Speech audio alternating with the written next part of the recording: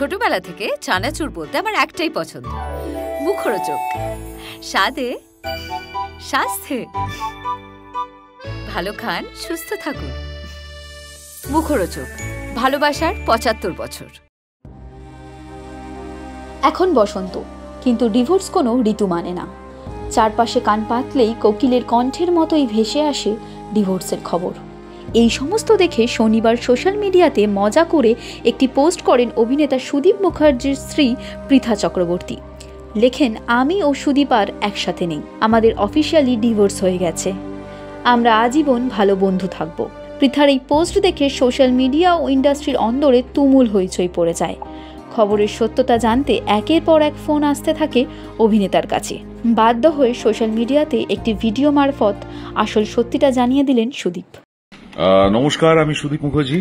আপনারা বুঝতেই পারছেন আমি নাটকের রিহার্সালে আছি। কালকে শুটিং এর মধ্যে ছিলাম। এর মধ্যে আমার স্ত্রী পৃথা এর এই প্র্যাঙ্ক পোস্ট করে। আসলে আমি সেটা জানতাম না।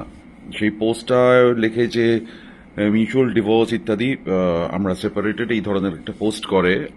আমি একেবারেই অ্যাওয়্যার ছিলাম না। আসলে ওর হঠাৎ মনে হয়েছে যে চারিদিকে এত ডিভোর্স নিউজ হচ্ছে, যদি এরকম কোনো নিউজ আমাদের নিয়ে হয় তাহলে কি হবে।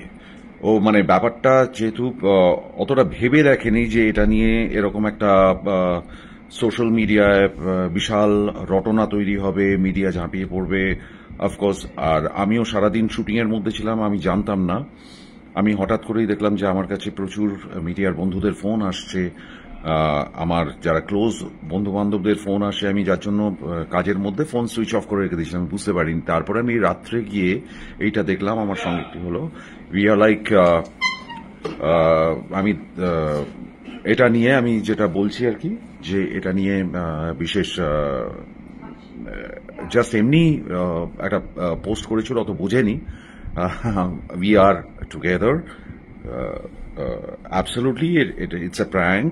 সুতরাং এটা নিয়ে খুব একটা চিন্তার কিছু নেই। Be happy and keep smiling and no hard feeling. তার চেয়ে আমি যে কিছু পোস্ট করেছি আমার ইন্টারভিউজ ইত্যাদি, সেগুলোকে যদি শেয়ার করেন, সেটা নিয়ে যদি একটুখানি লোকজন কথা বলে, আমি অত্যন্ত খুশি হব। নেগেটিভ নিউজ নিয়ে, this proves that negative news নিয়ে মানুষ বেশি উৎসাহিত রাদার দ্যান পজিটিভ নিউজ।